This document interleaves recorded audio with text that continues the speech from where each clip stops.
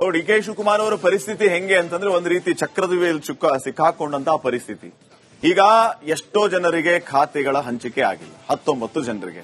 ಖಾತೆಗೆ ಸಂಬಂಧಪಟ್ಟಂತಹ ಪ್ರಶ್ನೆಗಳು ಬಂದ್ರೆ ಉತ್ತರನ ಡಿ ಕೆ ಶಿವಕುಮಾರ್ ಅವರು ಕೊಡ್ತಾರಾ?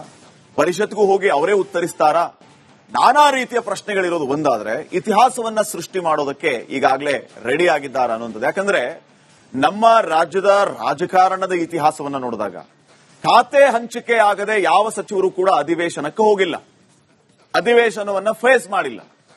ಈಗ 19 ಜನ ಸಚಿವರಿದ್ದಾರೆ. ಪರಿಸ್ಥಿತಿ ಹೆಂಗೆ? ಸಚಿವರಿದ್ರೂ ಕೂಡ ಸಚಿವರಿಲ್ಲದಂತಹ ಪರಿಸ್ಥಿತಿ ನಿರ್ಮಾಣ ಆಗಿದೆ. ಇವರೆಲ್ಲರೂ ಕೂಡ ನಾಳೆ ಫಸ್ಟ್ ರೋದಲ್ಲೇ ಕೂರ್ತಾರೆ ಅಂತ ಇಟ್ಕೊಳ್ಳಿ. ಅವರಿಗೆ ಇಂಥ ಖಾತೆ ಅಂತ ಕೊಟ್ಟಿಲ್ಲ. ಉದಾಹರಣೆ ಬಸವಂತಪ್ಪ ಅಂತ ಇಟ್ಕೊಳ್ಳಿ, ಮಾಯಕೊಂಡದ ಶಾಸಕರು. ಬಸವಂತಪ್ಪ ಅವರು ಸಚಿವರಾಗಿದ್ದಾರೆ, ನಾಳೆ ಬರ್ತಾರೆ ಅಧಿವೇಶನಕ್ಕೆ, ಸಚಿವರು ಅಂತ ಹೇಳಿ ಕೂರ್ತಾರೆ.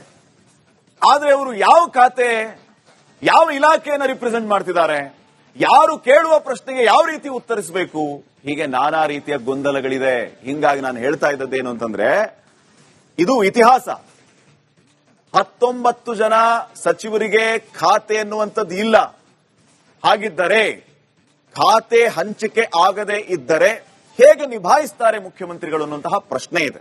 ಎಲ್ಲಾ ಪ್ರಶ್ನೆಗಳಿಗೂ ಅವರೇ ಉತ್ತರ ಕೊಡ್ತಾರಾ ಅನ್ನುವಂತ ಪ್ರಶ್ನೆ ಇದೆ. ನಾನೊಬ್ಬನೇ, ಈಗಾಗಲೇ ಡಿ ಕೆ ಶಿವಕುಮಾರ್ ಹೇಳಿದ್ದಾರೆ, ನಾನೊಬ್ಬನೇ ಸಾಕ್ಬಿಡ್ರಿ, ಎಲ್ಲಾ ಪ್ರಶ್ನೆಗಳಿಗೆ ಉತ್ತರ ಕೊಡ್ತೀನಿ ಅಂತ. Is it possible? ಎಲ್ಲಾ ರೀತಿಯ ಪ್ರಶ್ನೆಗಳಿಗೆ ಅವರು ಉತ್ತರ ಕೊಡ್ತಾರಾ? ಪರಿಷತ್ಗೂ ಹೋಗ್ಬೇಕು ಅವರು, ಕೌನ್ಸಿಲ್ ಹೌಸ್ಗೆ ಹೋದಾಗ ಅಲ್ಲಿಯೂ ಅವರೇ ಉತ್ತರ ಕೊಡ್ತಾರಾ? 19 ಖಾತೆಗಳ ಹಂಚಿಕೆ, 19 ಖಾತೆಗಳ ಹಂಚಿಕೆ ಆಗ್ಬೇಕಾಗಿದೆ. ಸೊ ಹಂಚಿಕೆಯಾಗದ ಖಾತೆಗಳ ಪ್ರಶ್ನೆಗೆ ಉತ್ತರ ಕೊಡೋದು ಯಾರು? ರೆಸ್ಪಾನ್ಸಿಬಲ್ ಯಾರು? ಆಟೋಮೆಟಿಕ್ಲಿ ಮುಖ್ಯಮಂತ್ರಿಗಳು. ಸೊ ವಿಪಕ್ಷಗಳ ಪ್ರಶ್ನೆಗಳಿಗೆ ಡಿ ಕೆ ಶಿವಕುಮಾರ್ ಅವರು ಹೇಗೆ ಉತ್ತರ ಕೊಡ್ತಾರೆ ಅನ್ನುವಂತಹ ಪ್ರಶ್ನೆ ಇದೆ. ಡಿ ಕೆ ಶಿವಕುಮಾರ್ ಅವರು ಉತ್ತರ ಕೊಡಬೇಕಾದಂತಹ ಅನಿವಾರ್ಯತೆ ಇದೆ. ಸೊ ವಿಪಕ್ಷಗಳ ಪ್ರಶ್ನೆಗಳು ಮತ್ತು ಆಡಳಿತ ಪಕ್ಷಗಳ ಪ್ರಶ್ನೆಗಳು, ಈಗ ಪ್ರಶ್ನೆಗಳನ್ನ ಇಂಥವರೇ ಕೇಳಬೇಕಂತ ಏನಿಲ್ಲ.